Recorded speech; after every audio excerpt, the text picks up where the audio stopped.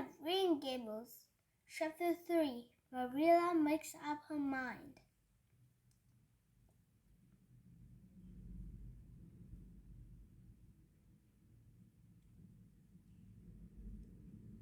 I decided to enjoy this ride and said to Maria on the way to Mrs. Spencer's house.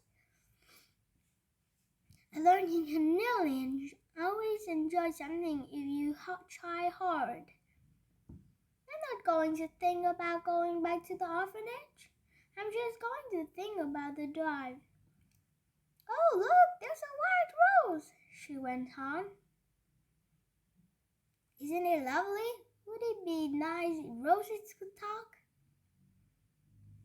And isn't pink the most bewitching color in the world? I love it, but I can't wear it. Red-headed people can't wear pink. Do you know anybody whose hair color changed when they grew up?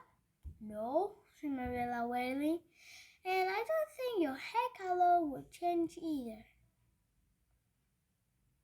Well, that's another hope gone. My life is a graveyard of buried hopes. That's a sentence I read in a book once. I say it to comfort myself when it's empty body. How does it comfort you? As Willie surprised. Why?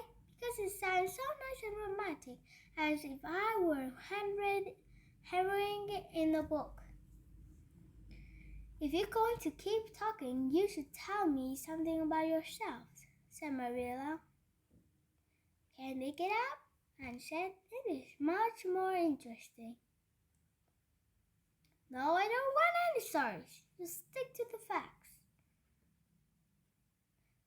Where were you born and how old are you?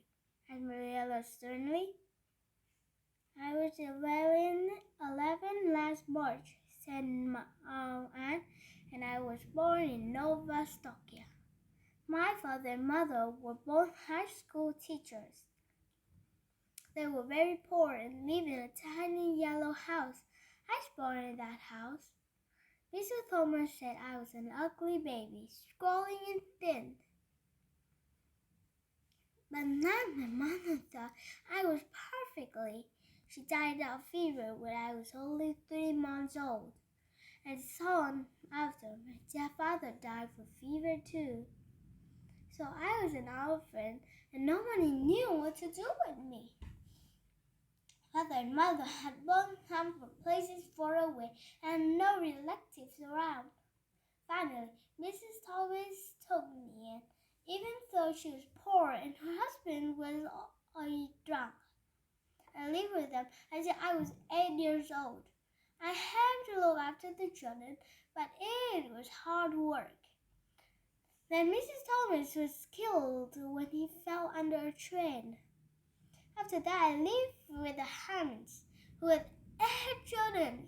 She had twins 3 times. I like babies, but twins 3 times is too much. I've got so tired carrying them around. I lived with the Hammonds for 2 years, and then Mrs. Hammond died. Peter Barron's died. I had to go to the orphanage because the Hammonds didn't want me any longer either. It was too crowded in their house. Did I ever go to school? Very last. A little bit, answered Anne. I can read well, and I know lots of poetry. Don't you think just love poetry? Were those women, Mrs. Thomas and Miss Hammond, good to you? asked Marilla, looking at Anne carefully. Said Marilla, blushing with embarrassment. They tried to be good to me. I'm sure they meant to be good. Marilla asked no more questions. She suddenly felt pity for Anne, who hadn't had much love in her short life. So they arrived at Mrs. Spencer's house. Well, Mrs. Spencer exclaimed, "You the last folks I expected. How are you, Anne?" said Aunt without smiling. Mrs. Spencer, began Maria, I'm sorry, but there's been a mistake. We told the orphanage we wanted a boy. Oh, Mrs. Spencer said, that's too bad. I'm very sorry. I'm sorry too, said Maria. Can you send the child back? The orphanage will take her, won't they? I suppose so, said Mrs. Spencer thoughtfully. But wait a minute. Mr. Bellwood was here yesterday. He told me she would like a little girl. Maria was not very pleased to hear this. Mr. Bellwood had a terrible temper and did not treat servant girls well.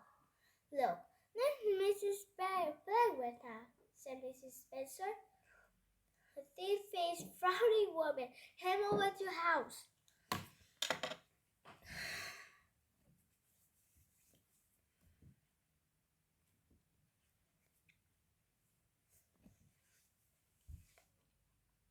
How lucky! We can take Anne now. Mrs. Spencer explained the mistake to Mrs. Bellwood. Mrs. Bellwood looked Anne over from head to toe. How old are you? What's your name? She demanded. My name is Anne Shirley and I'm 11 years old, Anne replied. You too think, but you really stopped, Mrs. Bellwood. The girly ones are the best. You be a good girl and worked hard. All right, Mr. Cupboard, she said to Mariella. I take her home now. I don't know, Mariella said slowly. Matthew and I haven't decided what to do yet.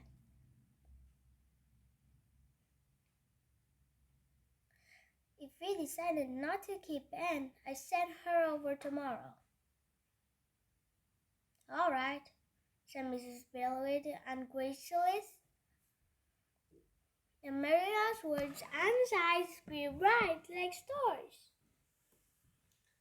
Will I stay at Green Gables? She whispered to Maria.